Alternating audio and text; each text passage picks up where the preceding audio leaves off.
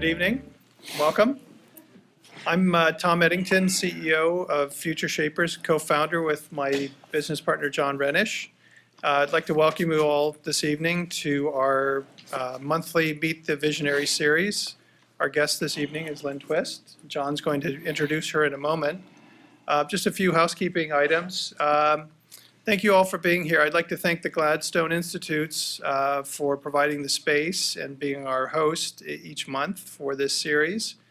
I'd also like to remind you that next month, December 1st, we have Mark Lesser is our guest. Mark is the co-founder and the head of the Search Inside Yourself Leadership Institute. And then in January on the 5th, we have Diana Chapman will be joining us. Diana has been another pioneer in the area of conscious leadership and recently a co-author of a book on conscious leadership. So a little bit about FutureShapers. FutureShapers, we're focused on bringing more conscious leadership into the world. When we take a look at what's happening in the world today, most of our man-made systems and many of the natural systems are collapsing before our very eyes. Many of those systems were created at a time when we had a smaller world population, were created when we had this notion of unbound resources, created at a time when we had a very mechanistic, mechanical way of viewing the world. And those systems can't sustain life on this planet, at least for humans and for increasing number of species that are dying. And our belief is that the way that we're going to deal with this is through conscious leadership. So what FutureShapers is attempting to do is create a number of opportunities for leaders to become more conscious. So events like this evening, Meet the Visionary series. We have something we called roundtables, where we bring a group of a dozen leaders together monthly over the course of the year to help them develop and grow in a more conscious way. We have one-on-one coaching, we have a 3-day workshop, so we've got a variety of mechanisms for helping bring more conscious leadership in the world. A number of our hosts are here this evening, they're running microphones. You've met some of them out at the desk. We would encourage you to have conversations with them if you're interested in being a member of Roundtable. And I'd like to thank you all for being here. And I'm going to turn it over to John. Aside from being my co-founder of FutureShapers, John is one of the real pioneers in the whole area of conscious leadership. He's written over a dozen books on the topic. He coined the term conscious leadership back in 1989 and has been a real pioneer in this area. And it's a delight to be working with John, to have him here this evening. And John, I'm going to let you introduce Lynne. Great. Thank you, Tom. Yeah, when he said coined the term conscious leadership, when you're a writer, how many people in here are writers? I got a hunch there's a few, yeah. And you come up with a term you think is original, and then you find out 20 years later that somebody else was using the same term. So as far as I'm concerned, I coined the term conscious leadership a number of years ago. I subsequently found a now deceased consultant named James Farr, who apparently coined the term before I did back in the 80s. And I'm sure there's at least another 100,000 people that have used the term. So coined the term. Yeah, they coined the term. So thank you, Tom, again for the intro. I'm going to get to Lynne in a second, but probably I can't think of a guest I'd rather be introducing than Lynne Twist, but that'll leave the rest for a little bit later. One of the things we're going to do is she and I will talk for about an hour, 45 minutes to an hour. Then we'll open it up to Q&A and interaction. And I'd like to suggest that when you do ask questions or make comments later and you have a microphone in your hand, I know it can be really powerful to make a pitch or make a speech with it. We'd like to encourage you not to do that and to ask a question or make a comment that furthers the dialogue that we're having rather than making a pitch for your project or your pet thing. So with that, I get to Lynne. I think if I recall correctly, I'm saying that a lot these days, if I recall correctly, I met Lynne in 1974, might have been 75. So we've known each other, I've known her 41 years, does that work out to be? Something like that, wow. A long time, longer than some of you have been alive. I have seen Lynne in lots of situations. So as a means of introduction, for those of you, and I know a lot of you already know Lynne or know of her, she was assisting at a human potential movement at the S offices here in San Francisco. And then she was recruited to be one of the founding team of the Hunger Project, which was 79, 80? 77. 77. 77, okay. And I worked a little bit with her there. She ended up becoming the funding director for Hunger Project and has since become the fundraising maven of the world. And she's the only person I've ever heard say, when she gets to the fundraising, asking people for money, she loves it. She actually loves asking people for money. So after the Hunger Project, which was about 20 years, right? She and Bill and John started the Pachamama Alliance, and she can tell you more about the founding of that, because I may not have it accurate, but I think it's a great story, the bus ride down to visit the Ecuador and the Shuar and the Ashuar. Then she wrote a book a few years ago called The Soul of Money, and they don't want us selling books here, so I encourage you, I'm showing you the book so that you can go to the Amazon or the Soul of Money website and pick it up, but it's a great book. Lots of us have said great things about it, so it's definitely a must-read for anybody that has any issues with money or is just basically a Lynne Twist fan. The last thing I'm going to say, I think, about Lynne is that when she started the Pachamama Alliance, part of their mission statement included a phrase that I had not seen until, I think they actually added, I think Neil Rogan maybe added it, the one about the human presence on this planet. And I ended up adapting it as my mission for myself. And if I can remember it correctly, it's to have the vision is to have a human presence on this planet that is environmentally sustainable, socially just, and spiritually fulfilling.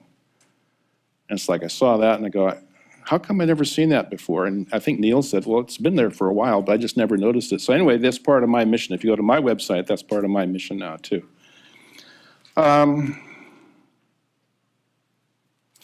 Okay, the central theme of all these events is, what does it take to be a conscious leader in today's world? That's the underlying contextual question that we're asking. So that's the piece that we're asking everybody to engage in as we start in this dialogue. So first I'm going to ask Lynne,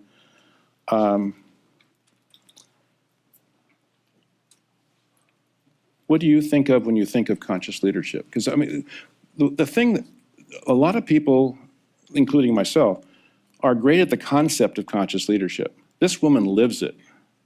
She's an exemplar. So it's like a real chance to not only talk about conscious leadership, but to be with a conscious leader.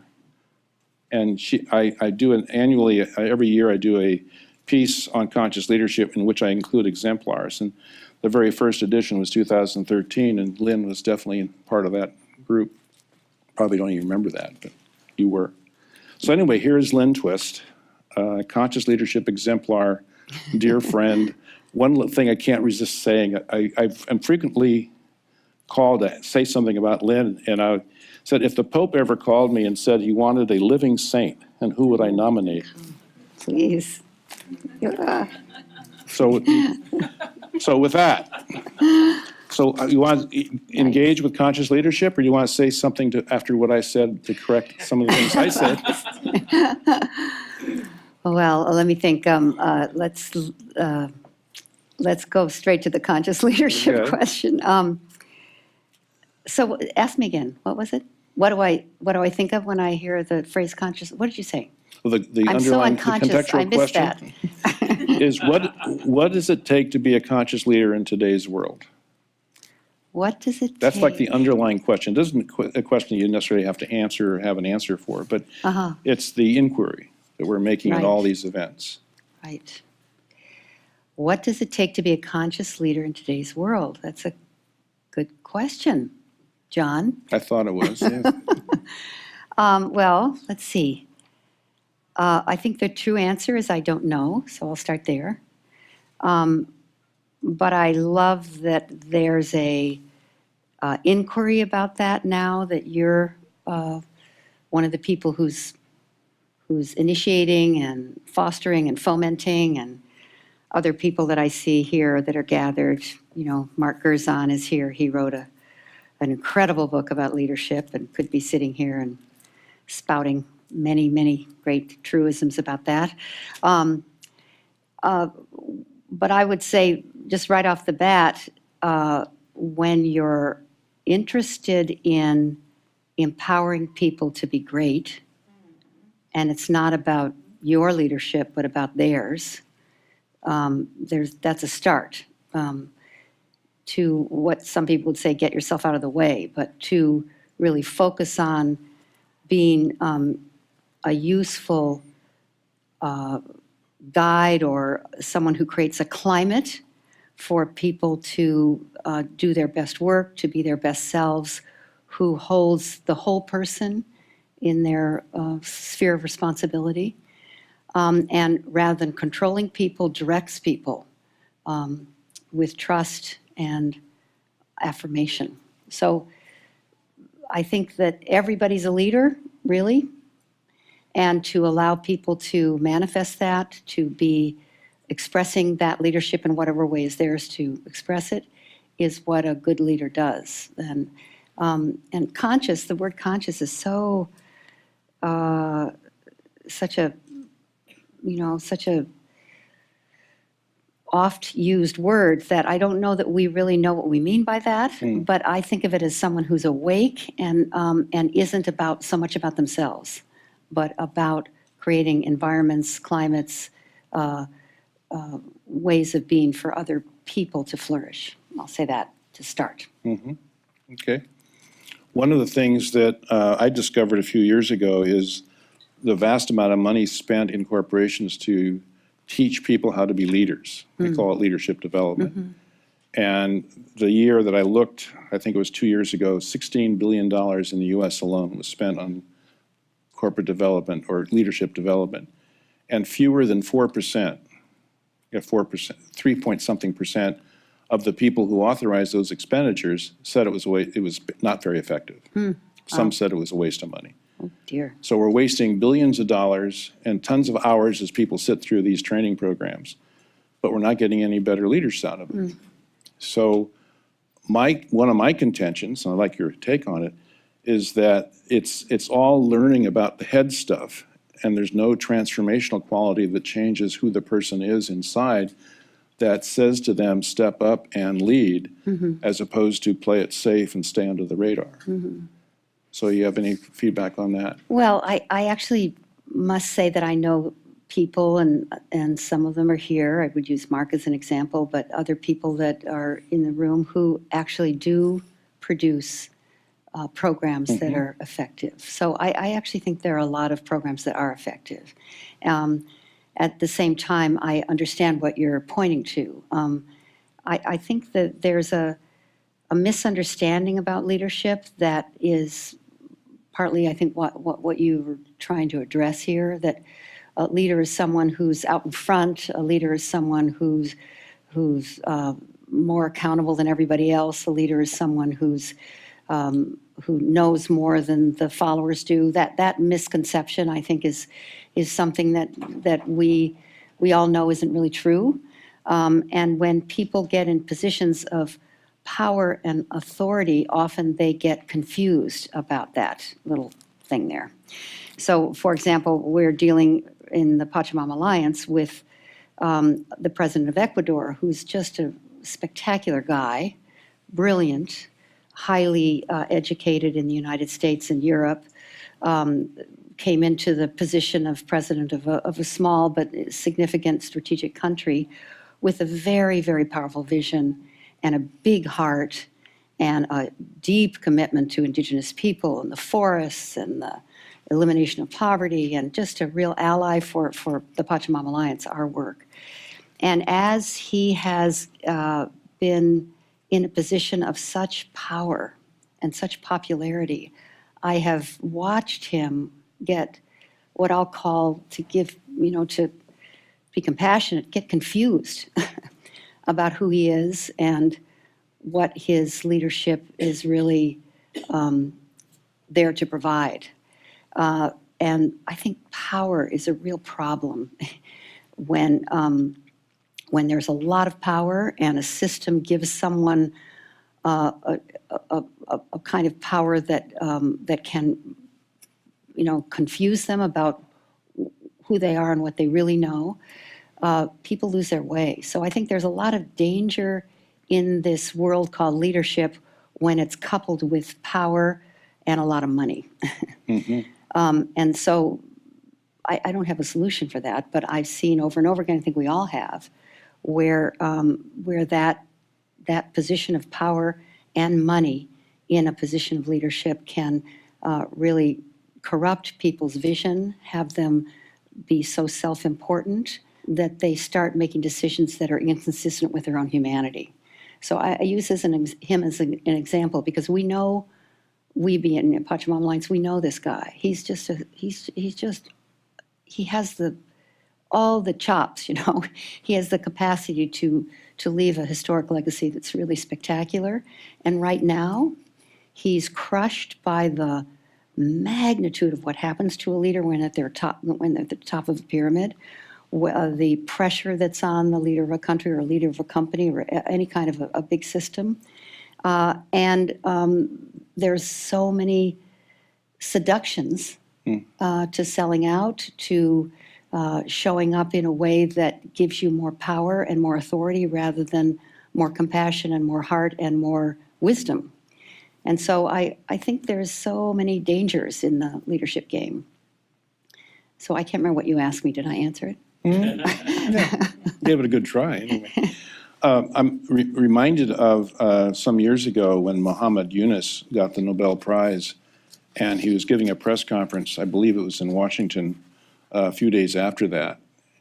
And the one line I remember from his talk was, poverty is not a people issue, it's a systems issue, or systems problem.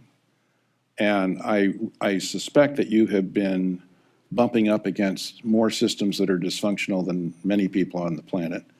And you've probably been on the dais with Muhammad, I would bet. But, Yes. because you have, with Pachamama's work, you've definitely run into systems, including the president of Ecuador. Can you say something about any ideas you have for how you can better engage dysfunctional systems or systems that are out of whack or confusing people, or whatever terminology you want to add to that?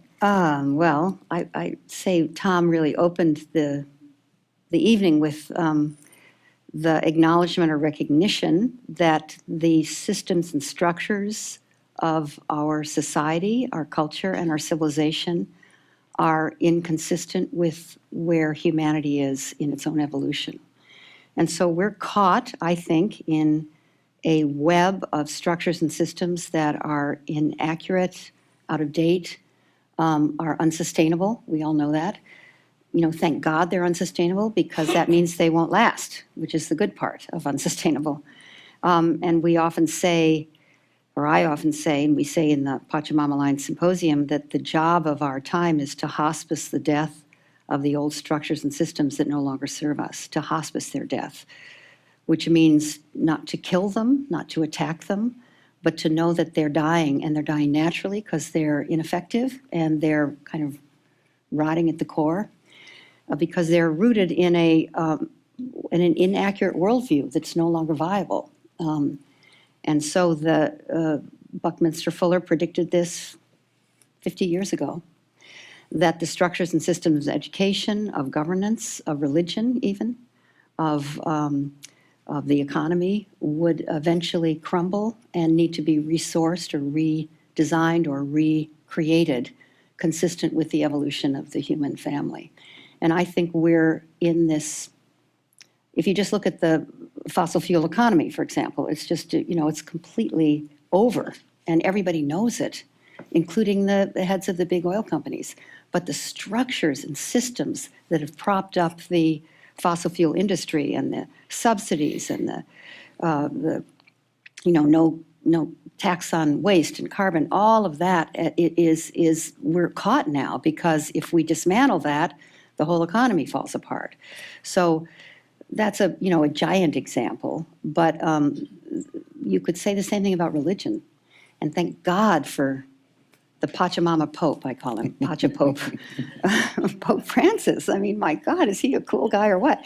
I mean, can you imagine being Pope inside of the structures of the Catholic Church with wow. all those rules? And I was raised a Catholic with a catechism and all these things you had to do and things you couldn't do. To step into that role and do what he's doing is an example of the power of our time, actually, for us to really question and shake the foundations of the structures that we're stuck in. And so I think one of the things to say about Pachamama Alliance is that we're real clear about that. And one of the programs that I think is one of our finest, those of you who are involved in the Game Changer Intensive know what I mean. It's an online program that actually addresses the structures and systems that we're stuck in right now and how to begin to, without making them wrong or destroying them, how to skillfully begin to unravel them. And where are the acupressure points in the biggest structures that we're caught in where we can begin to, when you go to an acupressure guy or acupuncture person and they put a needle here and it cures your foot, or here for your headache. It doesn't make sense to you, but it's kind of like that. We need to find what are the acupuncture points that begin to rearrange the energetic systems that we're now have become so rigid and calcified that they're blocking the expression of a thriving, just, and sustainable world. And the United States Congress is everybody's favorite example, or the failure of our democracy, the democracy that's become we the money instead of we the people. Yeah. So that's a big challenge, but it's not beyond us. It's not beyond us. We created these things. We can undo them. We can recreate them. We can dismantle them. And I think that's what's happening. I think that's what's going on. One of the pearls, yeah, Thank you. one of the pearls that I think is in the book, but is one of my favorite quotes that I use of yours is, "It's time to hospice the old systems and midwife the new." Yeah. That's so elegant, that combination.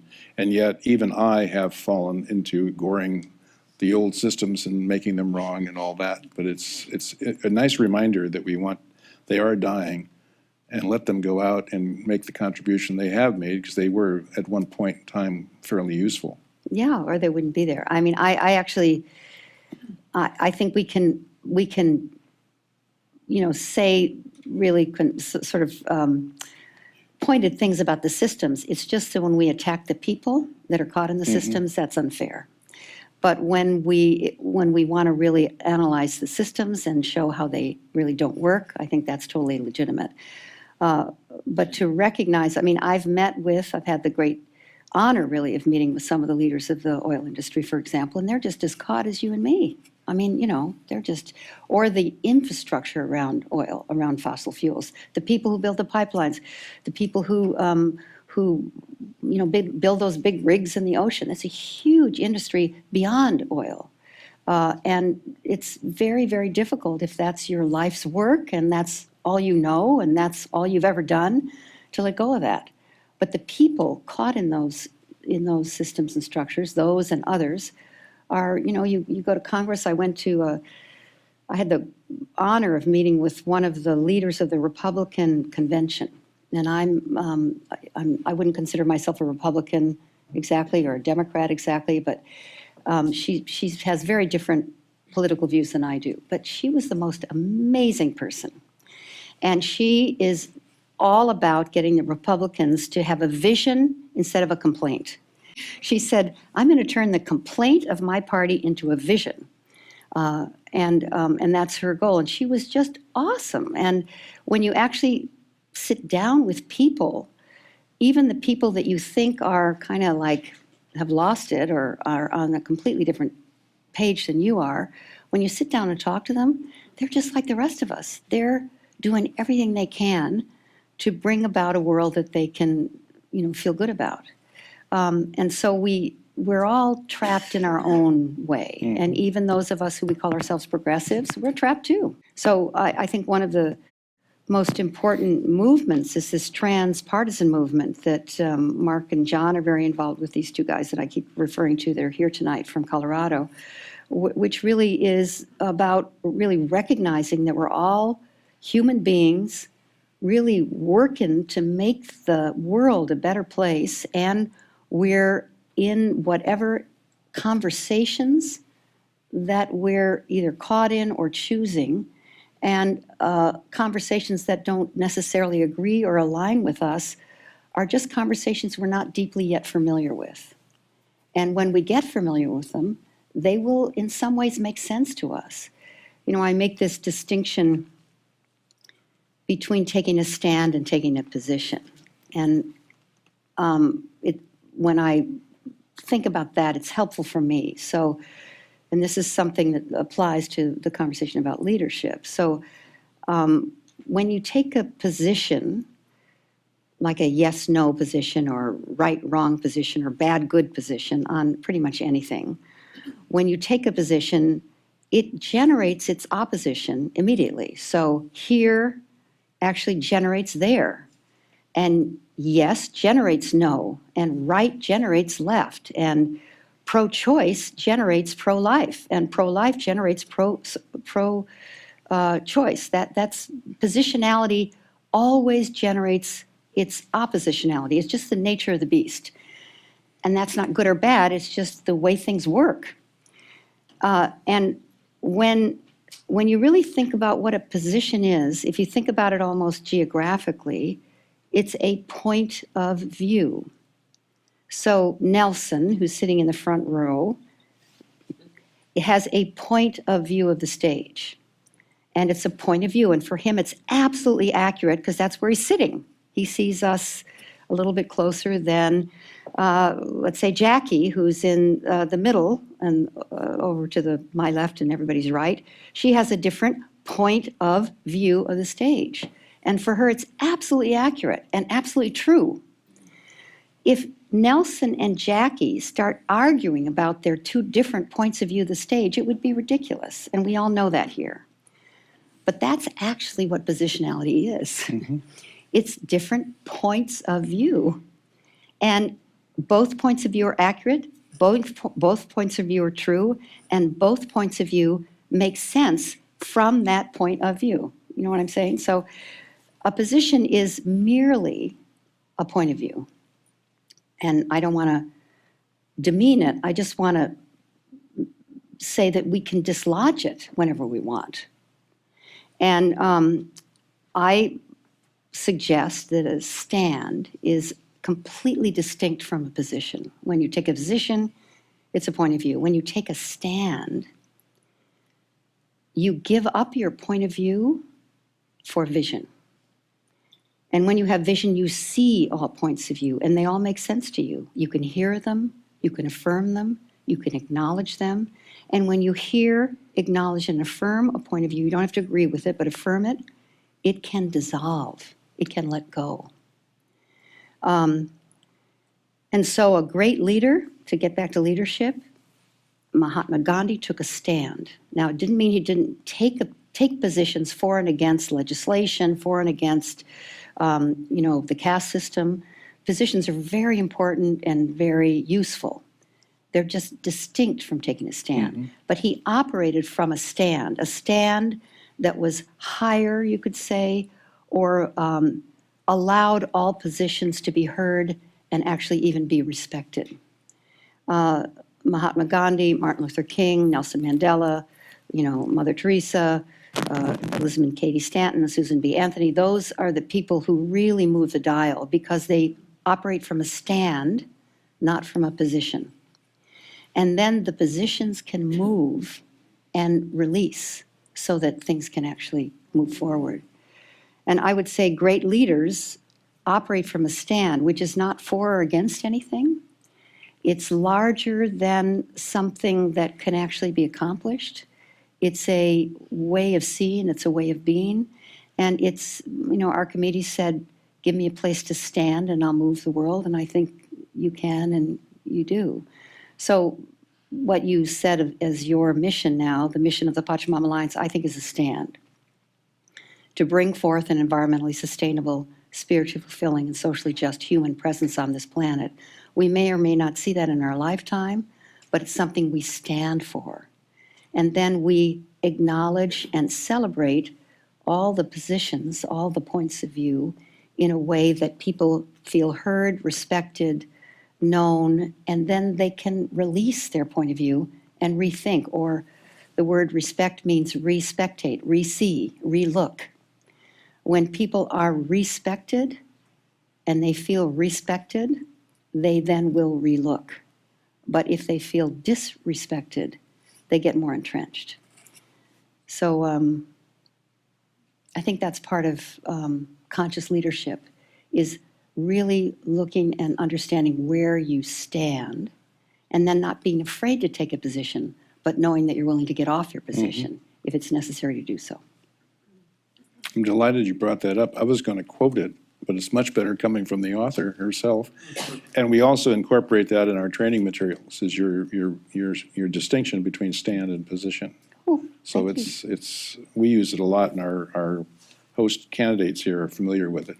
Okay. Definitely. Great. I wanted to go back to something you said about how we look at systems and often blame people. Most people in the world, if you asked them about do they understand a system or what a system is, they'd probably say yes, because it sounds kind of stupid to say no. But my experience is most people don't understand that we've created systems beyond the complexity for our minds to deal with. They're over complex. And most people still think if there's something wrong, somebody's to blame. There's a person. So we're still, the common approach to dysfunction seems to be scapegoating to some degree, especially in politics. And yet, if you pay a little bit of attention to the system as a whole, you see that all these great people with great intentions go into that system and they get shredded. And they end up doing things they don't want to be doing, but they don't see a way out of it because, well, largely they don't appreciate how the system works and how they can engage that system. Do you have any pearls of wisdom for somebody, say, coming into a freshman politician or a freshman anything, coming into a God. system that's largely dysfunctional? No. An MBA don't. going into Wall Street, for instance? I don't. I really don't. I mean, I just admire people like Elizabeth Warren and people who have the courage to speak truth in those toxic pools of mudslinging and blaming. And, just to think that most people get elected by making their opponents so wrong. And then whoever their opponent was made them so wrong that what we're left with is how, completely incompetent and terrible everybody is, rather than what people, the great things that they want to do. It's just such a unfortunate cesspool right now of blaming and finger pointing and stuff. It's just really unfortunate. And I know that people who are doing it don't want to do that. I mean, they hate it too. They hate it. To think that you would get elected by making your opponent into some sort of a vicious monster or a child molester, which is what people do to get elected, and that's what the political analysts, not analysts, what are they? The people who, all those people. That's what I remember, I shouldn't say his name here, but there was one guy here in San Francisco who's very, very well-paid political, what are they called? Pundit strategists, who I had a conversation with about the way he was managing the campaign of someone I know, who did not want to say bad things about their opponent and was really committed to not doing that. And they hired him to do her campaign. It's a woman, and he started doing this terrible, toxic, poison stuff. And she didn't want him to, but that's how, quote unquote, it's done. And her numbers that she wanted to go up just started going up, and she ended up selling out to that. And I'll never forget that, because I sat with the two of them, this is a long time ago now, And I said, you know, this is totally not you to her. This is just not who you are. It's completely doesn't represent you. It's completely off base, and you know it. And he was sitting there. And, you know, can you be someone who actually steps out of that? Do you have the guts to step out of that and set a different example?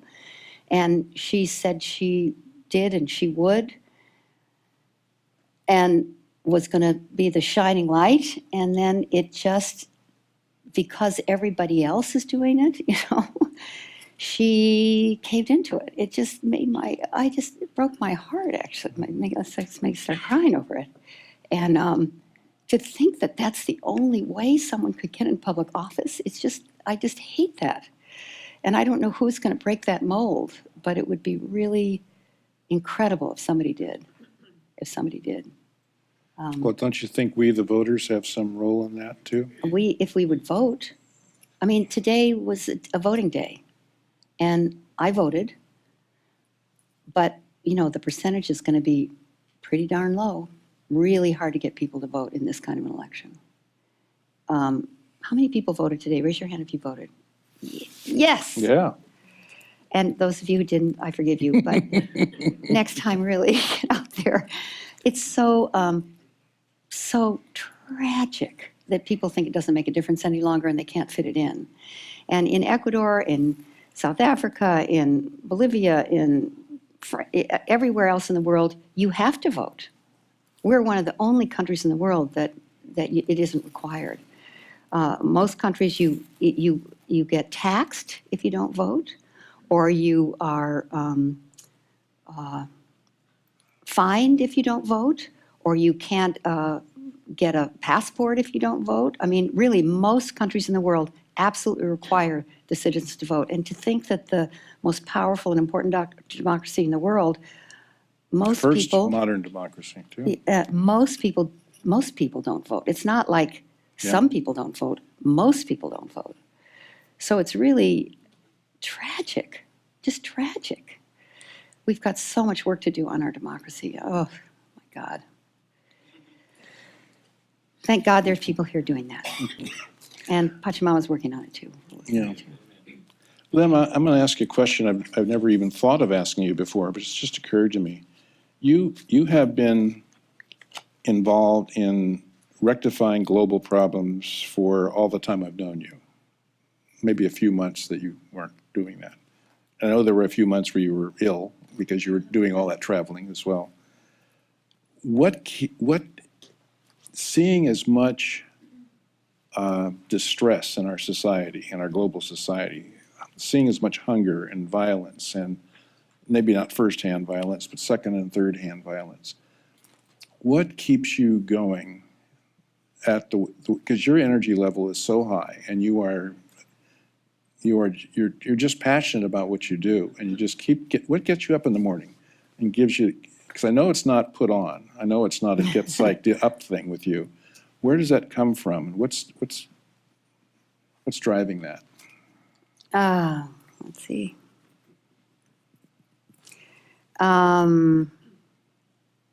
Well, let's see. I don't know about how to answer that. I'll just say that I consider myself living what I call a committed life. And what I mean by that, I didn't bring my Kleenex. Do you have Kleenex? I'm going to cry here, I can tell. Yeah. Is that I'm governed.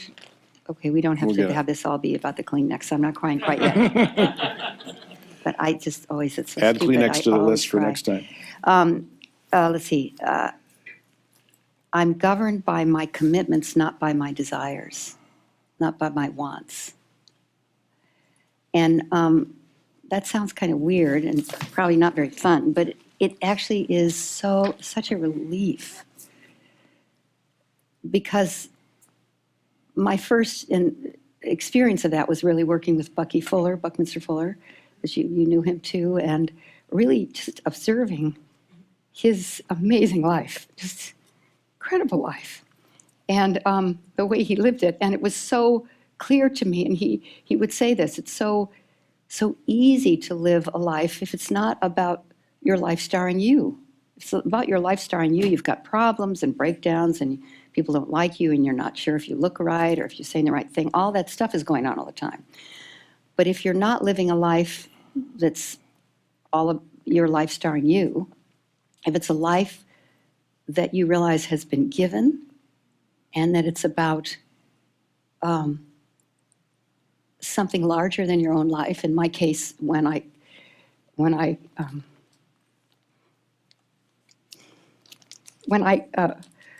committed to ending world hunger, then, my life was just, who cares about whether or not I felt good in the morning or not, or I was hungry or tired. That was so irrelevant compared to ending world hunger. So it just changes the game so dramatically, and your own petty concerns, which seem so huge when it's all about your life starring you, are suddenly petty and silly, and you drop them. So to start, that's just a huge blessing that I received from Bucky and from Werner Erhard. From the whole EST experience for me was a huge turning point in my life. And then when Bucky and Werner met, Werner Erhard, who founded EST, and Buckminster Fuller, if you know who he was, when they met and had their first set of conversations, which I helped to orchestrate, and the Hunger Project was born, the commitment to end world hunger was born. And I was just in the right place at the right time, and it just swept me off my feet that I could make that kind of a difference with my life, or even attempt to make that kind of difference with my life. All my little petty concerns about whether or not it was too thin or too fat or too tall or too rich or too, all that stuff that, you're all engaged in, it just was like, I didn't care about it anymore. It wasn't relevant.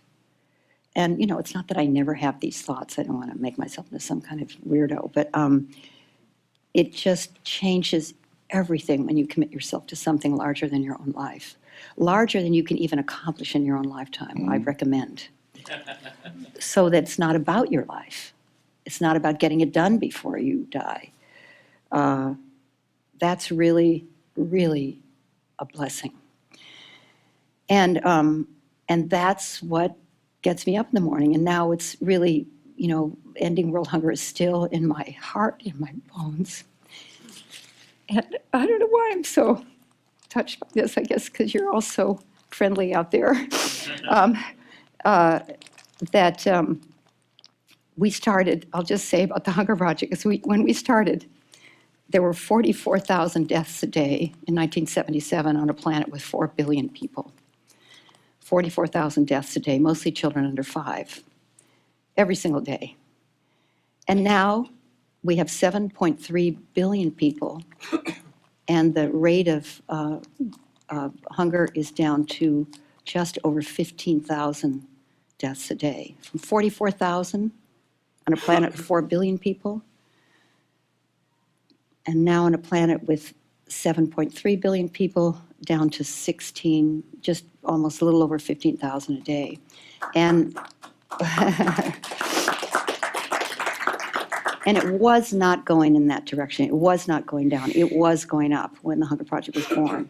And the UN now and every country in the world, pretty much every country, 185 countries, have committed to complete eradication by hunger, by the measurement that we came up with, by 2030. It's predictable that hunger as a society-wide issue will be eliminated by 2030.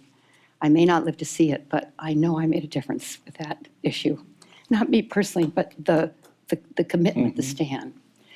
And to be engaged in something that remarkable is so humbling that it does get you up in the morning. And now with the Pachamama Alliance, our let me go back to the other part of your question. Am I talking too long now with this No, question? you're the guest. Is everybody okay out That's what they there? came for, you. The Hunger Project and now the Nobel Women's Initiative, which is working with the Nobel Women Peace Prize laureates, which Sarah, a veteran in the front row, and I have the great privilege of doing. That work and other work that I've done has taken me to war zones and refugee camps and places where, Ethiopia after the 1984-1985 famine, where 1 million people died in the Rift Valley of starvation, or Bangladesh during the floods, or Mozambique after the war, or Liberia after the war. And I've seen really dark, horrible, really tragic things. And people exhibiting such brutality and cruelty over one another that it's almost unconfrontable. And this is part of what you asked me. But what has happened for me in those situations and in the, holding dying babies in my arms in Bangladesh is the power of the human spirit. And even in the darkest situations, that's always there, always there. And it's so inspiring. It's way more powerful than the darkness, than the brutality, than the cruelty, than the crushing reality of war, or the stupidity of war and violence. And, what's happening to women and children on this planet is horrendous in some places. At the same time, Sarah and I know and have spent time with Lema Bowie, the great Nobel laureate from Liberia, who organized 3,000 women to stop the horrible violence and the war in Liberia, where, people's arms and legs were being cut off. And rape as a tool of war was part of the strategy, and child soldiers as young as 11 were taken, young men, and then young children as sex slaves. When you meet with people who've gone through that and survived it, you see that anything's possible and that people can always rise to the occasion of the best possible kind of human endeavor. And it's just staggering to me. And I always know that. That's always there for me. That's what I've seen over and over and over again. There's never been a situation as horrendous as some of the places I've been and what I've seen where I didn't see that. And that's worth giving your life for. So what Martin Luther King says, the arc of the moral universe is long, but it always bends towards justice. And Desmond Tutu says, we've seen horrible, horrible things, but good always prevails. And I know that. I know that. I stand for that. It's not a belief, it's a stand. It's not a belief, it's a stand. And when you live in that stand, it definitely gets you up in the morning. You don't want to miss a day. So that's about 10 answers to that question. But you make a good distinction that a stand is not a belief, but positions are. Yeah, they Typically. become beliefs, and then Yeah. they become calcified, and then you have to Yeah. defend them, and then you think you're right. Identify with them, and Yeah. suddenly I am my beliefs, and And I they am become my ideologies. positions. Yeah, And Yeah. that's really what we get caught in, yeah, all of us. yeah. Me too. And just to share a quick thing, part of what keeps me going, because I've been asked that in an interview recently, and it was during a weekend with Werner and the Breakthrough Foundation. So that goes back to probably the late 70s. And it hit me that the human race could be doing a lot better than it's doing.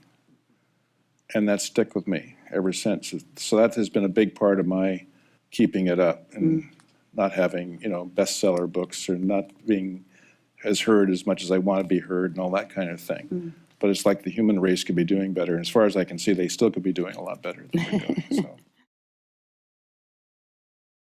In this society we live in, there's a great amount of pessimism, a lot brought on by the news and events, global warming and nuclear threat and everything. And you talk about having a stand, and that alludes to an envisionment. One of the things that I look for is the positive factors that maybe we could cling on to and create an envisionment. One of those that I'm aware of is they say that world population will level off, not in the distant future. And as far as your envisionment, what do you think the effect of that's going to be? Thank you. Well, that's a good question. I'm not the kind of scientist that they have in this building who could answer that from some sort of very scholarly place. But it's my understanding, and I think there's some scientists here, that the carrying capacity of our planet can handle 9-10 billion people, which is the prediction of when it'll start to level off.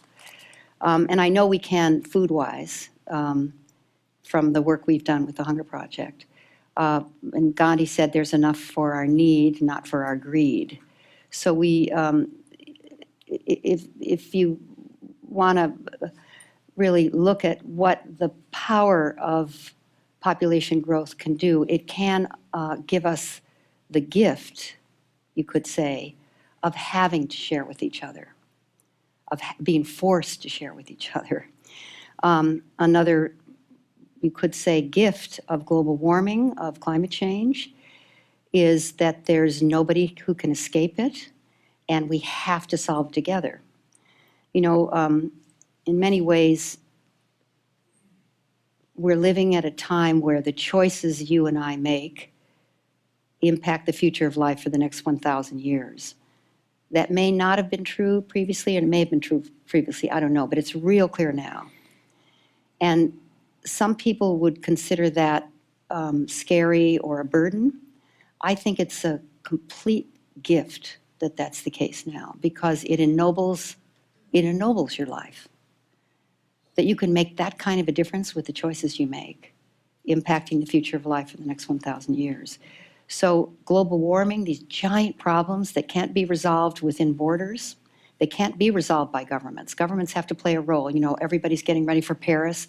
Paris is a very important tipping point possible for our work with global warming and climate change. It's many people will say that it did or didn't work because everybody criticizes these big global meetings, but they make a huge difference. I just want to say that because I've been to some of them. They are really important.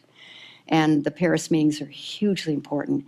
And many people would say, Kenny Ausable is one of them, who's the founder and leader of Bioneers, that we are now in the tipping point. It's not going to happen, it is happening. The divest, invest movement is now in the trillions. In other words, trillions of dollars are moving out of fossil fuels and towards renewables. And in the last year, 50 times the amount of money from the previous year has moved into renewables. 50 times. That's unprecedented in the investment world. Kenny says coal is in free fall. The fossil fuel industries knows that it's over. They're planning on a carbon tax. These things we couldn't have predicted 5 years ago, but they're happening now. Who could have predicted Pope Francis would take on global warming? I mean, my God, he's the Pope of this religion I was raised in that was rotting from the inside with abuse and just horrible things going on in the Catholic Church. Now the leader of one of the religions that was really, you could say almost destroying itself from within, turns out to be inspiring CEOs who and leaders of countries to take steps that they never would have taken without his encyclical. So I say that the population growth is a very significant challenge on this planet because of where the population is growing and where it's not growing. At the same time, this whole refugee crisis, for example, huge refugee crisis, we're starting to focus, the media's starting to focus on the refugee crisis rather than why the people are leaving Syria. And it's not just the war, it's also because there's no water in Syria now. So we're in a time when the problems that we're used to, that we think we understand, are not the problems that we need to focus on. We need to change the whole nature of the game. And population is one of the key factors in how this is all going to play out in this century. Your comment gives me the opportunity to say something that has nothing to do with your question, but I'm going to do it anyway. But I actually think the carrying capacity of the Earth, I think we're going to be okay with 9 billion people. And that's what experts say is when it's going to start to level off. There might be people here who know a lot more about it than I do. But what I want to say about this century is that I think it's the Sophia century. I call the 21st century the Sophia century. I think it's important to remember that we're only 15 years into the third millennium, if we think of it that way. This is the third millennium, and we're only 15 years into it. And I think the first century in the third millennium, which is the 21st century, will be the Sophia century. And that I refer to the century, the 100-year cycle, when women will take their rightful role in full equal partnership with men, and the world will come back into balance. And the feminine and the masculine, the heart and the mind of humanity, I think will balance itself in this century. And I think the population, there's a part of the population leveling off that will be impacted by that as well. So I could talk more about the Sophia century if you wanted, but I think the whole thing about the feminine and the masculine is the kind of gender equity thing that's going on right now is really important to all the issues that we face. So thank you for the question. Hi, I'm Dan. Hi, Dan. You've touched on politics a little bit and how grim it appears to most of us. And I'm wondering how we're going to bring conscious leadership into the political system, or do we create a conscious movement to ennoble politics outside of the current party system? And the reason I ask that is, it appears to me, I'm a futurist. I used to look 30 or 40 years out. I worked with Willis Harman for a long time. Yay. And Willis. it appears to me that we have a very short period of time to get our political system back so we can start addressing these other issues. How do we do that? How do we get conscious leadership engaged in politics in a way that speeds up things? One thing that Pachamama Alliance is doing is we're educating people through the Game Changer Intensive, which I recommend to you if you haven't taken it. And we direct people towards the working on reclaiming our democracy, really reclaiming it now. We think it's a very, very, very, very important issue. We think it's one of the key issues, the whole arena of governance. And we recommend that people get involved with Move to Amend, a movement to amend the Constitution, and CELDEF, the Citizens Environment and Legal Defense Fund. And those organizations are working on three things. Removing personhood from corporations, which would make a huge difference in this money and politics thing. Reversing Citizens United and everything that led up to that. It wasn't just Citizens United. There are a lot of things that led up to that need to be addressed. And then giving legal rights to nature in our Constitution and under fundamental primary law, which we've done in Ecuador, it's happened in Bolivia, it's happened in several countries, and it's happened in municipalities in the United States. That's what CELDEF works on. So those three factors could be acupressure points to shift the system, because the conscious leaders are probably already there in the system. They might be there if they had the room and the space to express themselves. So that's one answer. When I did the 2013 edition of the Conscious Leadership piece, I wanted to feature exemplars from different sectors of society. The biggest challenge was, where's the conscious leader in politics? And I could find them in Nelson Mandela, I could find them in the king of Bhutan. What about the US? So I heard a talk or an interview or a talk between Marianne Williamson and Tim Ryan, the congressman from Ohio, at the Wisdom 2.0 event, a conference here in San Francisco several years ago. And I thought, well, this guy looks like he might be a conscious leader, but I don't know him. Most of these other people I know. So I arranged to get a telephone interview with him. And he had somebody call me who was the head of his foundation. Tim wrote a book called The Mindful Nation. And then he started a foundation called either the Mindful Foundation or the Mindful Nation Foundation. And an Indian gentleman by the name of Krishna, and I can't remember his last name right now, called me back after I called Tim's office and said, what do you want to talk to Tim for? And I told him what the background was, the backstory, and I said, and I want to talk to him to see if he's the real deal. Why are you calling me? He says, well, Tim asked me to do the same thing with you. So the question, the $64,000 question with Tim is, you've been not only elected to Congress, you've been reelected 5 times, 6-term congressman. How do you do that in a system that is clearly so dysfunctional as our Congress is? And he said it was his practice, his meditation practice that kept him even keeled. Now, I'm sure there's a lot of bills he's introduced, a lot of things he's done, but he didn't get into that. And that satisfied me for the moment, that I found somebody who, one, wrote a book about mindfulness, and that got elected 6 times to the Ohio, to the Senate from Ohio. So that's just another take on it. Each year that I put this together, it's going to be a little more challenging to find somebody, but I hope in each sector I continue to find these people that I can hold out, because most of the writing I did on conscious leadership up until 2013, quite frankly, I have to admit now, was pretty conceptual. And one of my friends suggested that I put in exemplars so I can personify it to some degree. So Lynne and John Marks and Susan and all kinds of people have been featured, 30 people in the first edition, 35 in the second edition, they'll probably have 40 in the third edition. So that was my response. So another question, Michael down here? Hi, my name is Michael.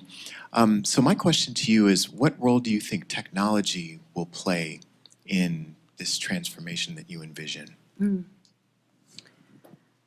Wow, thank you. Well, it's already playing a huge, amazing, powerful, and positive role in my view. You know, we work in the rainforest, and there's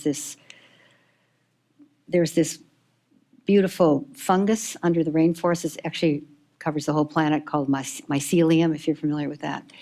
And I think the technology, the internet, is the mycelium that's actually connecting the interrelatedness of all of us in a way that's very, very, very important and powerful. It's almost like a nervous system in the human family.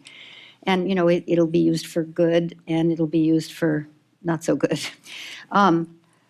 But to me, it won't save us. We will save ourselves, and we will use technology to save ourselves. If we think technology will save us, then we're kind of doomed. But if we realize that technology is there to serve us, and if we use it well and with integrity and consciousness, it's such a miracle. I mean, my God, I was in a meeting in London, and my cell phone rang. You know, I forgot to turn it off, and an iPhone, and the guy I was meeting with was a scientist. I think you're a scientist, yes. And he said, I just want you to know there's more power in your iPhone than NASA had in the whole NASA when they put the man on the moon in the 60s. And that is just so amazing, just amazing. And that in my hand and in the hands of many of the people in the most resource poor places on Earth, even in the Amazon rainforest, our colleagues, some of whom can't read and write, they can make a video on their cell phone about what's happening that they want the world to know about. Same thing in Africa. It's just awesome. So I think it is playing already a gigantic role. And let's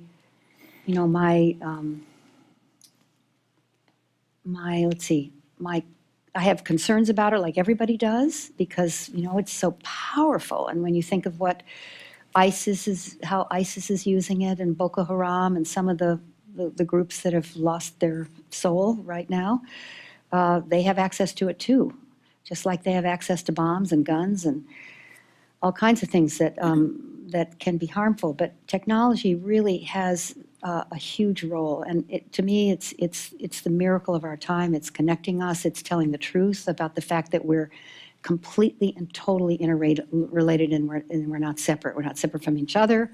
We're not separate from other forms of life. We're not separate from the earth. And technology actually proves that, in my view, affirms it, makes it really real. And then it's how we choose to use it is where we need to pay real close attention. So I'm grateful to people like you and this wonderful place because, my God, what you guys are producing, guys and gals, it's just mind-boggling. So I bow to you and thank you. Thank you for what you have done and what you will do. Hi, Hi. my name is Suzanne. Hi, Suzanne. Thank you very much. I really enjoyed. To me, the challenge of the world before was like nature or like people die from poverty and all that. But now to me, it's more like it's from the human actually. And like the environmental that challenges that we have. So when I look at it, to me, it's like love and caring for another person, it's been challenged. And I see it like really the people has to get to the point that care for another person, to have water, to have, it's really attached to our caring and being human. Mm-hmm. What do you think about that? I agree with you 1,000%. That's what I think about that. Thank you. Hi, I'm Julia. Hi, Julia. And as you know, I'm building a mentoring community. And my question to you is, could you speak about the youth? And one of the things that I'm already discovering is that one of the problems with most mentoring paradigms is this. It's defined almost as a condescending relationship. And what we're attempting to do is to have it be one of mutual learning, mutual respect, where that's the first way we want the mentee to learn about their own power as a leader, is to first of all not be talked down to by their mentor. Could you speak to the strategies that you're using to engage young people, and what have they taught you? Wow. Wow. Well, here's the big answer for me is that this comes from Bucky. I think I may have told you this before, I can't remember. But anyway, when Bucky was once having dinner with my family, and it was such a privilege to have him in our home, and my kids kind of thought of him as a grandpa. And he was in his 80s at the time, and he wanted to eat in the kitchen with the kids. That was how he wanted to do it. I had the dining room all set up and everything. No, we're going to eat in the kitchen with the kids. So we did, and my kids were 6, 8, and 10 at the time. And my daughter, during dinner, Bill and I, my husband Bill and I, and our 3 children, and Bucky sitting there having dinner in the kitchen with the kids. And my daughter said a cool, really profound kid thing. I don't remember what it was, but you know how children sometimes just say the most amazing things. And she was 8. And it was a showstopper, whatever it was. And Bucky turned to Bill, my husband, and myself, and he said, "Never forget, your children are your elders in universe time." They've come into a more complete, more evolved universe than you can ever understand, except through their eyes. And that just, woo, turned my world around. I'll never forget that moment. It was just like a stunner. And I really think that's true. And my grandchildren now, I have 5 grandchildren, and my first grandchild was born in 1999, just before the end of the year. So she inhabited the 20th century a little bit for a few months. And then she'll probably make it all the way through the 21st century into the 22nd century. I think she's going to live in 3 centuries, inhabit 3 centuries, because she's a female, you know, she'll probably live for more than 100 years. So when you think about that, and she's mixed race, and she's mixed ethnic, my son is Muslim, and she's Muslim, and she's, my daughter-in-law is African-American, and my son is white, obviously, and so she's got all this, she's one of those people that she's mixed everything, and she knows it, and she loves it. She's all about that. And, you know, and I just think of her, she's 16 now. And then my other grandkids are really awesome too. And she just went to the Parliament of World Religions and sat on a panel in front of 15,000 people representing young Muslim women, 16-year-old. And she had her veil and her Muslim stuff on, and, you know, she's just awesome. And she's my granddaughter, of course. But I think that young people their brains are really, they're rewired or something. Something's happening because they're so much more obviously clear that we are all interconnected. I mean, I think because of technology, because they've been raised in it. They don't have to think about the environmental challenges. They've been raised in that consciousness. They've been raised in the consciousness of technology. They've been interconnected since they could, you know, my little 3-year-old granddaughter, she can, you know, she always wants my cell phone because she knows how to get to all the games. She's only 3. So I think it's just a whole nother ballgame now. And rather than talking down to young people, I need them. I can't practically turn on my television set without one of them. And I think that there's this wonderful peer thing happening now, I think, because they're so much more familiar with technology, which is where everybody lives. Everybody lives in that world. And people in my generation, we went through the 60s. We were activists on the ground, boots on the ground kind of people.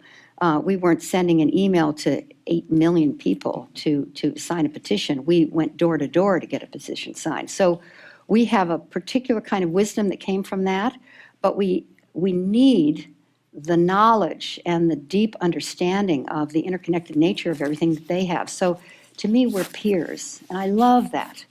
I love that. I was on a panel, I went to Stanford, and I was on a panel for my class reunion, and one of the people on the panel was an old activist who was complaining about young people, and they don't read and write, and I said, what do you mean they don't read and write? They read and write all day long, like this.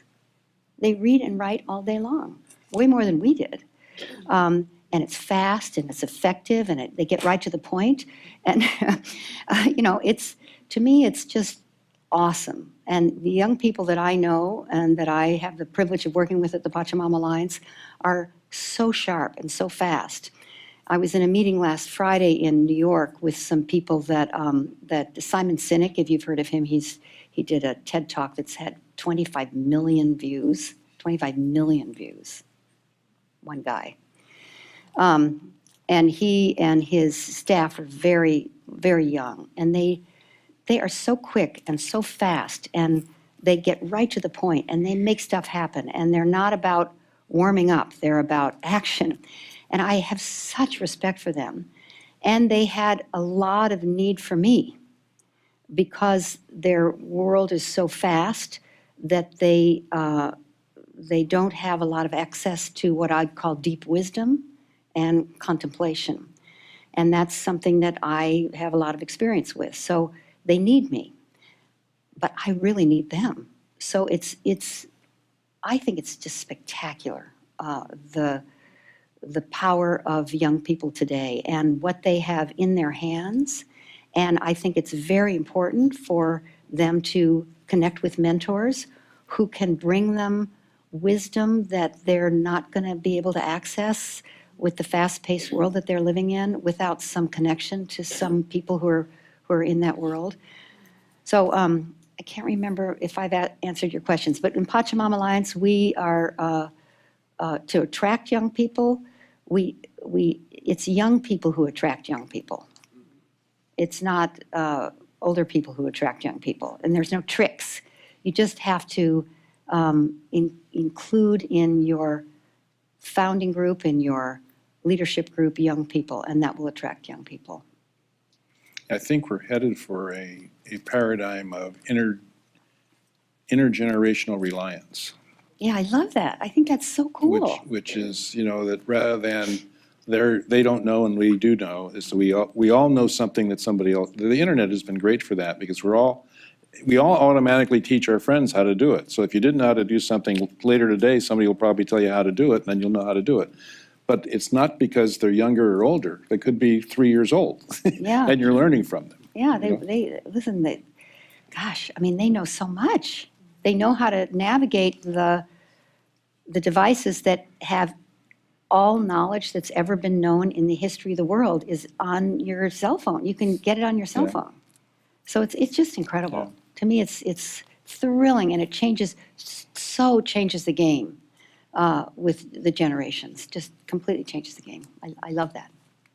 Lynn, I don't want to end the program on a downer, so I hope somebody else will ask an upbeat question after me. You talked about the president of Ecuador, and I thought you treated him very graciously and kindly, when I would have used less complimentary words. And I run into people who evoke those kinds of negative emotions in me all the time. And I realize that it's a struggle for me. I'm not going to win any friends or bring about any change being negative. And I am going to Paris, and I want to be positive. So any thoughts from you, what tricks have worked for you, what techniques have worked for you to remain positive when things don't seem so great? Well, I know Nelson because Nelson's part of the Pachamama Alliance and runs the community here in San Francisco. I refer back to grounded optimism from the Game Changer Intensive. You might look at that module again before you go to Paris, where I talk on that module, and Frankie Moore-Lepay, she speaks about that and calls herself a possibilist. And that's different than positive. So I'm a possibilist, I think. I'm all about generating the possibility. And I do that in every situation, in every set of circumstances, no matter how dark. That's what I was talking about before. I not only generate it, I always see the possibility because it's always there. That's different than positive. So positive is a good thing too. I mean, positive is good. At the same time, if you are willing to call the shot. So the president of Ecuador, he's lost his way. And I'm not afraid of saying that to him. He's caved into China. He's caved into the $9 billion debt he has to China. He's opened up the Amazon to China. He's screwed over the indigenous people. He's been very not good to Pachamama Alliance, we could say. He's gone back on his word. He's made some terrible, terrible decisions in my view, and I'm not afraid to say that. I wouldn't be afraid to say that to him. At the same time, I see the possibility in that guy. I know he knows what he could do. I know he knows how pivotal that tiny country right on the equator is to shift the ball game away from fossil fuels and create a different kind of economic future for Ecuador, which could turn into a whole huge tipping point for the world. I know he knows that. I mean, we've talked to him about it. And yet, I also understand if you were being pressured by the largest cash entity on earth, which is the Chinese National Oil Company, the way he was pressured, his children were threatened. There's economic hitmen all over the country trying to get him. You might have caved in too. So, but he needs me to keep creating the possibility that he is. I don't mean he needs me personally. He needs people who can keep creating a possibility for him to be the guy we know he can be. And if we give up on him, it's like caving in on him the way he caved in on the indigenous people. So that's different than positive, if I can make that distinction. It's what I call grounded optimism and being willing to be a possibilist, that in any situation you can find the way through. That's what Martin Luther King did. You know, he said, I can make a way out of no way. And we can make a way out of no way, no matter what. We can do that. And that's what you'll do in Paris, and I know you will. And you'll call the shot, you'll tell the truth, you'll say, that doesn't work. That's, I don't vote for that. I mean, that's okay. That's not only okay, that's important to distinguish. At the same time, along with that, you want to create the possibility of what will work and stand for it. So that's my answer. Great answer. Thank you. Great answer. Over here? Thank you. Andrew, and I appreciate what you say about the Sophie century. And the question really is about that for women as well as men, bringing in that spirit. Two things, I guess. How do you see that people can grow in their awareness or consciousness and discernment so that they can rise above the systems that are not bring that about?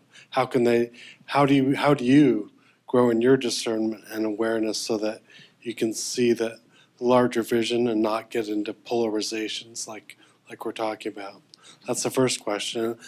Directly related to women that are getting into leadership, how do they not be grabbed by the system so they become like a Margaret Thatcher or an example that become just another example of male energy in leadership, even though they're women?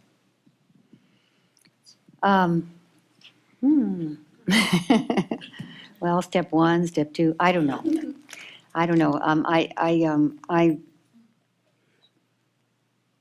I think everyone needs to answer that question. That's what, life is about, really. How do you stay true to yourself? How do you stay true to your inner compass rather than the outer pressures? And there's many great spiritual and mindfulness teachers that make a huge difference in people's lives with keeping us true to ourselves. And I recommend all of them, whatever works for you. I meditate when I do. I'm always sort of in the Course of Miracles. I think every person has a divine spark. I have a compass. If I feel inner joy, then I know it's probably right. Bucky said, if it's beautiful, it's probably true. I love to Rilke and Rumi, and I read everything I can get that keeps me on the path that I know is mine. And I don't really know how to make a recipe for other people, but I know that it's everybody's greatest challenge to stay true to themselves. There's so much pressure to be everything but yourself. And in a way, that's the beauty of the human journey. It's the tragedy of it as well. I read in the Wall Street Journal today, maybe some of you did, that the middle class has now the highest death rate And it's from suicide and addiction. And that's what's driving up the numbers in the middle class. And that just it breaks my heart that people are so unhappy in the United States. And I could go into my whole thing about money and the soul of money. Our addiction to money and the money culture and the consumer culture and the overconsumption is so unhealthy for us. It's not just unhealthy for our bodies and our planet, it's just unhealthy for who we are. To think that another thing will heal our woes or our sadness or our loneliness. So consumerism is a real, I think it's a real evil. I think it's a real tragedy, and that we need to really release ourselves from it. So that's one thing. If you start simplifying your life, there's this wonderful book called The Magic of Tidying Up. Have you heard of that book? That is the most amazing book. I mean, it sounds so silly, but it isn't. It is a spiritual book, and it's by this Japanese woman, and she sold 3 million copies. And everybody should read that book. Order it tonight and read it in the morning. Buy one more thing, buy that book. It is just amazing, and it's just if we could simplify our consumptive patterns, our life, spend way less money and spend way less time accumulating stuff and start sharing, start giving stuff away. I mean, our stuff and our lives and our time and our money. That heals everything in my view. Now I'm and that's my deal, but if there's a how, that's a straight shot, and it works every time to unburden yourself from all the stuff. Then I would say another thing about the gender thing. There's this thing that I just always want to say because it's so cool and it's such a good image. The Native American people in this country have a prophecy about this time in history, about the 21st century, and they say, they don't call it the Sophia century, but something like that. They say this is the time when the bird of humanity, which has been flying primarily with one wing for centuries, the masculine wing, and the feminine wing hasn't been fully extended. It's been half extended. So the masculine wing has had to become overdeveloped and in fact violent to keep the bird afloat, while the bird is flying in circles with the masculine wing going like this and the feminine wing not yet fully extended. So it's such a wonderful image that the bird of humanity has been flying in circles for so long now, and the masculine wing just keeps getting over violent to keep the bird afloat. That this is the century when the feminine wing of humanity, and this is the feminine in both men and women, will fully extend itself, and the masculine wing can relax, and the bird of humanity will soar. And I love that prophecy because it doesn't make men wrong and women right, or women wrong and men right. It doesn't do any of that. It just says we all need to fully express our yin and relax our yang so that the bird of humanity can soar rather than fly in circles. And you can apply that to any system too, or any problem, or any life. So it's another answer or one way to address your question. I'm moved to comment on how, in my lifetime, I've seen a lot of people change dramatically. I mean, reinvent themselves completely. Reinvention is an understatement. So people can really change, and usually what prompts that change most often is some sort of pain. They could also shift through ecstasy and all that, but they don't. Typically it's pain. And to me, the most common form of pain is getting out of touch with themselves, like your president of Ecuador. At some point in time, when he compromises himself here and here and here and here, there's still a person in there that you saw and you know, that you've communicated with, that you know is at some point in time says that that's enough, I can't do this anymore, and I'm gonna blossom, I'm gonna do whatever I have to do. And I've seen that happen in recovery programs, in prisons, lots of places, where people that most of society has given up on, they're never going to change, and they suddenly find something. One woman friend of mine, I think she was here 2 months ago, she does gardening programs in prisons, and she's taken these lifetime sentence guys, and they're turning into little gardeners. Right. And they're getting off Farmers. on gardening, and they're talking to each other gently and all that. And it's just amazing that the human species can really change if it gets to the place where it says enough, Right. takes a stand, Yeah. so to speak. Yeah. Lynn, based on your story of the masculine and feminine, would you tell the story of the beginning of the Pachamama Alliance with you and John, and how that came about from a place that's really deeper than what we often talk about? Okay.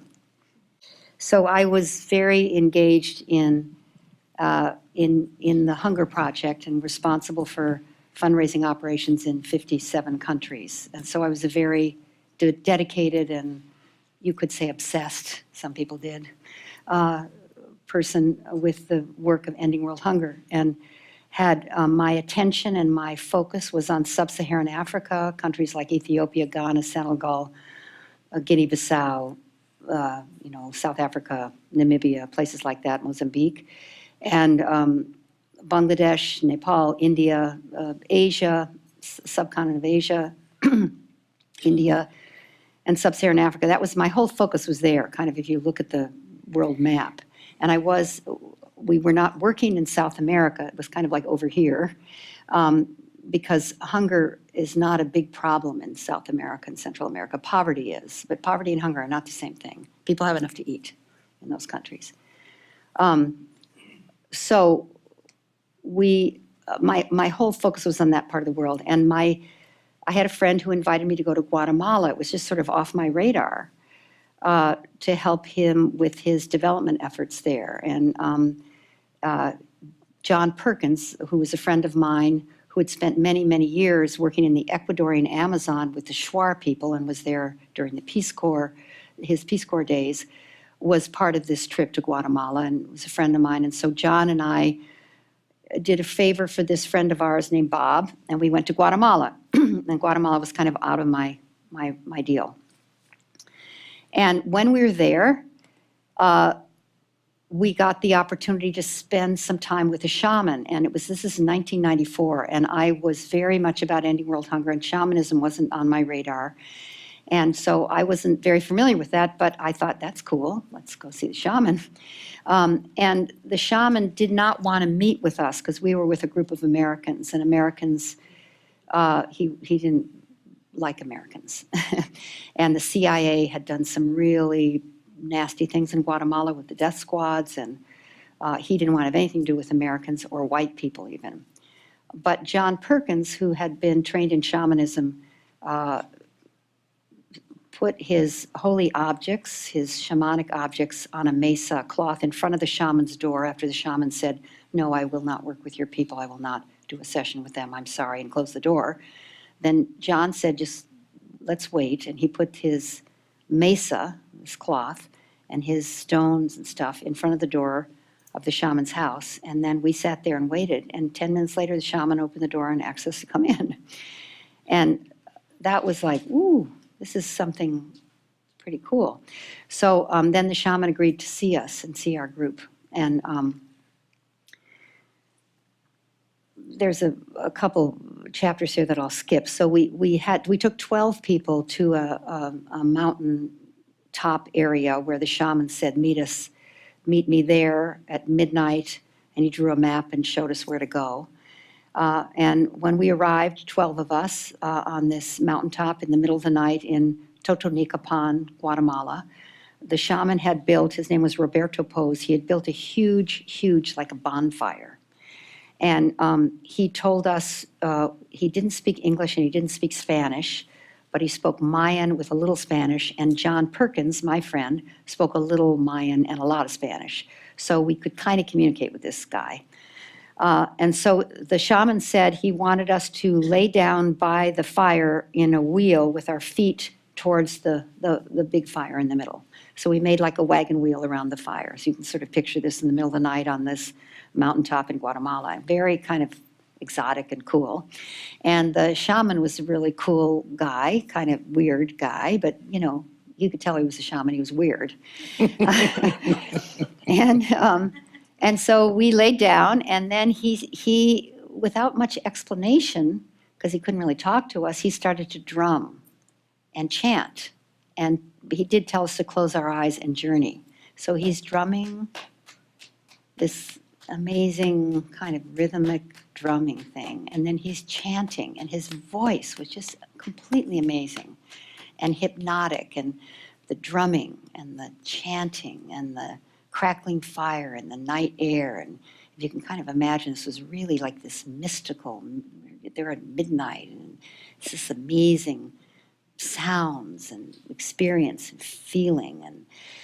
And I went with the program, and I closed my eyes, and I'm lying there listening to his drumming and his voice and just really getting into it. And then at a certain point, I started to feel my right arm sort of turn into this gigantic wing, and I had to extend it. I could not keep it close to my body. And I felt this huge wing grow on my arm. And then suddenly my left arm, it started to turn into a giant wing. And I had to extend it. It was impossible to hold it close to my body. And then I felt this big beak grow on my face. And I had to fly. There was no two ways about it.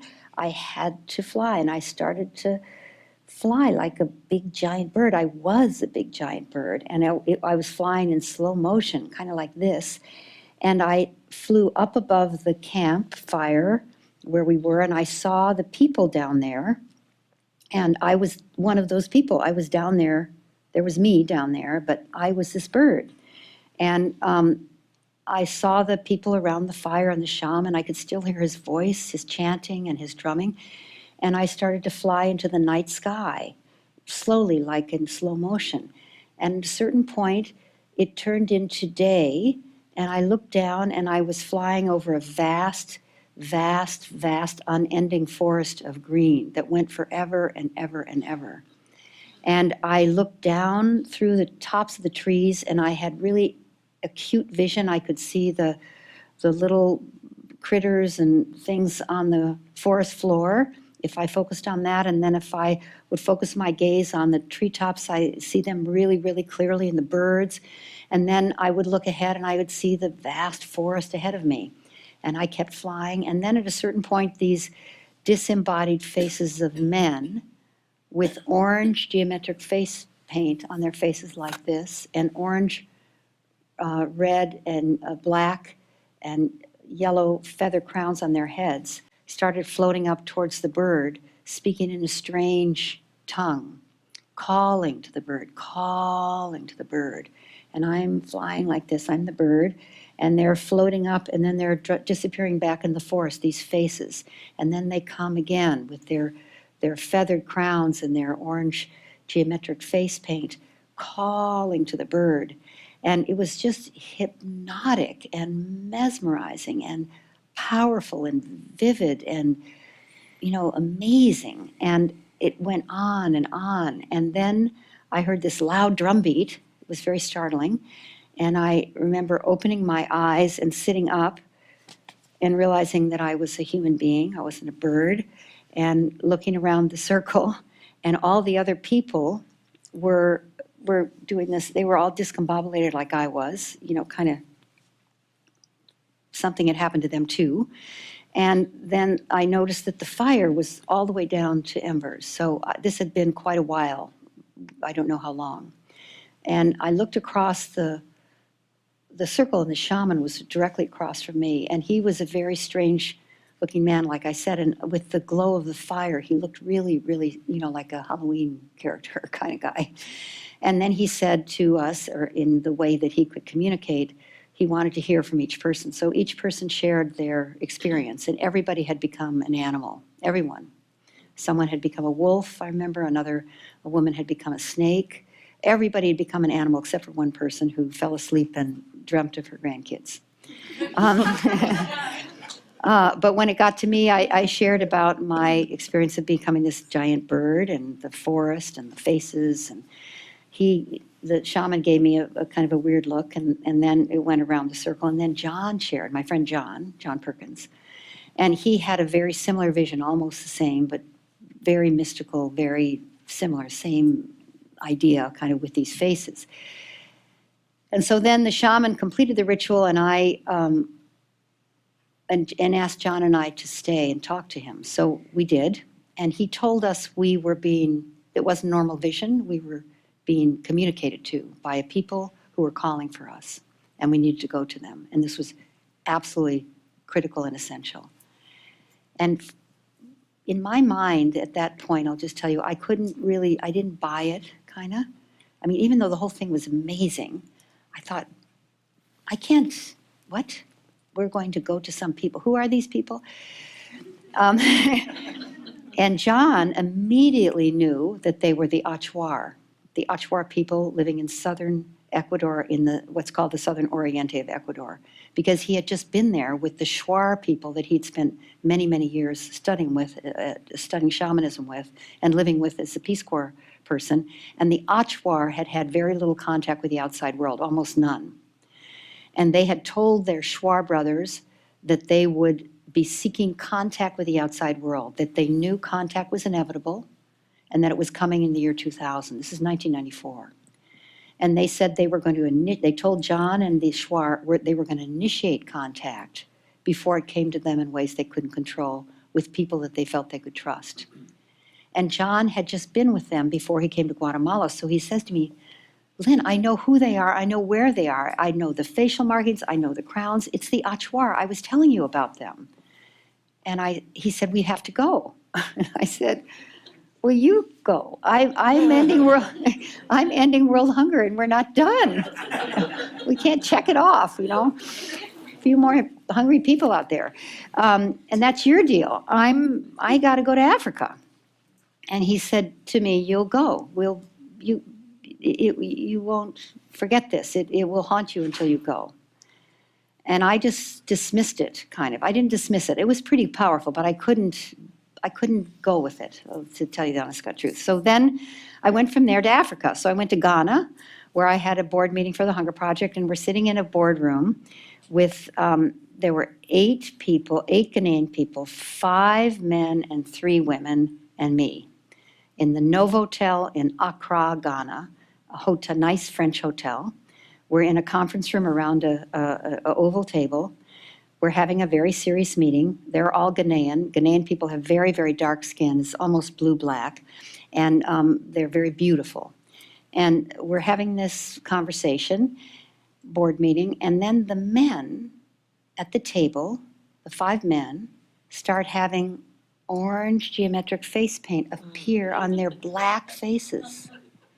And I am looking at them like this, and everyone's talking as if this is not happening. And this would be like if John suddenly had a, watermelon growing out of his right ear, and you guys, didn't say anything and I didn't say anything. You would think that you were imagining that, wouldn't you? I mean, you wouldn't buy it.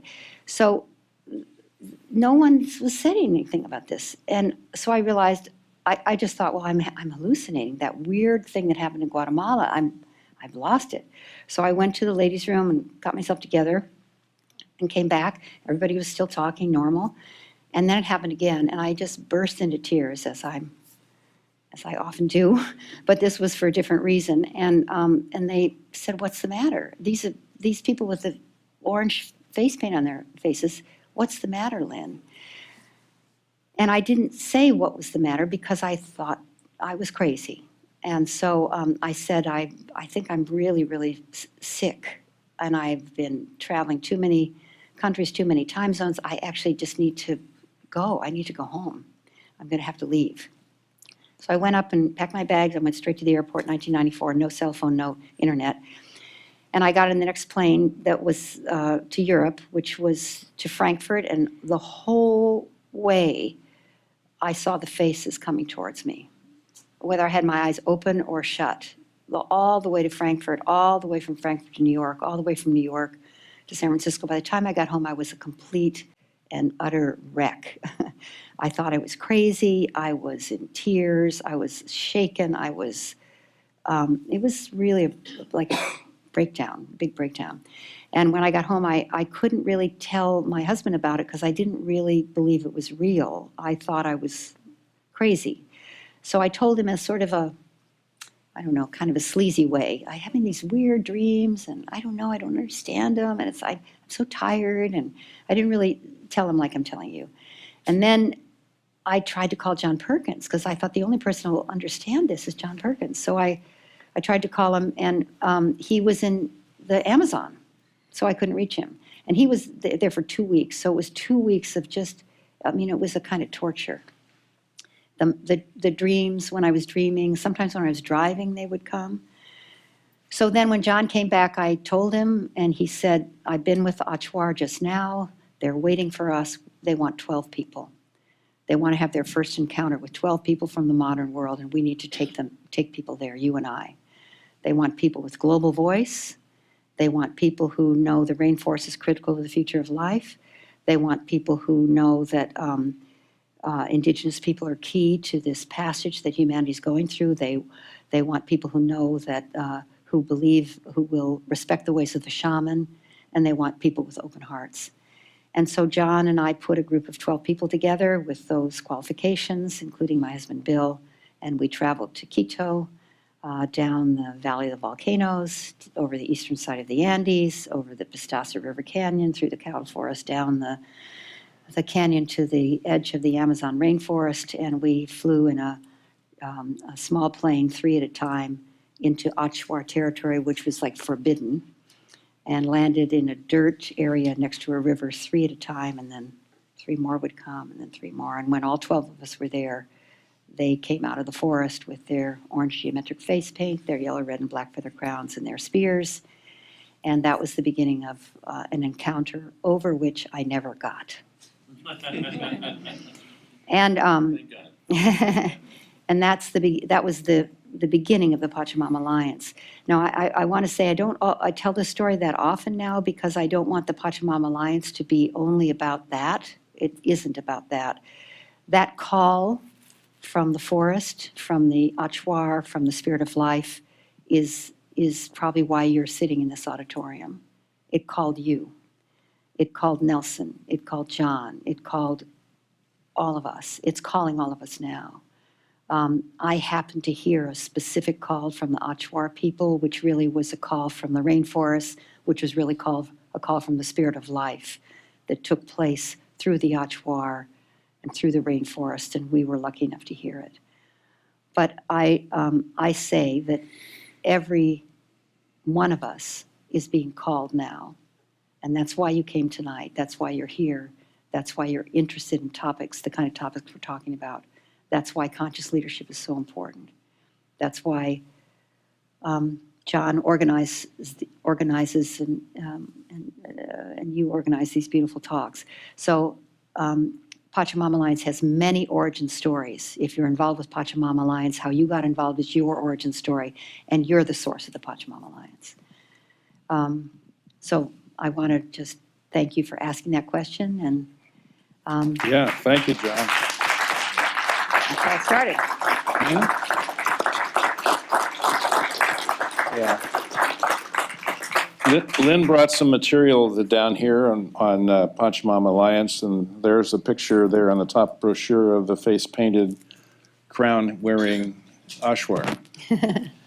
So thank you, Lynn, very much for spending your time with us tonight, and let Tom close out the program. Thank you all John. for coming. Thank you very much for your very generous listening and very warm reception, and I felt very safe saying almost anything here, so that doesn't always happen, so thank you very much. Bless you all.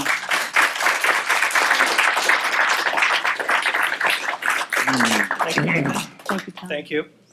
Thank you all for being here tonight. We look forward to seeing you next month for our guest, Mark Lesser, and then again in January and throughout 2016. Once again, thank you to the Gladstone Institutes for hosting this evening, and safe travels home this evening, and we look forward to seeing you next month. Thank you. Great.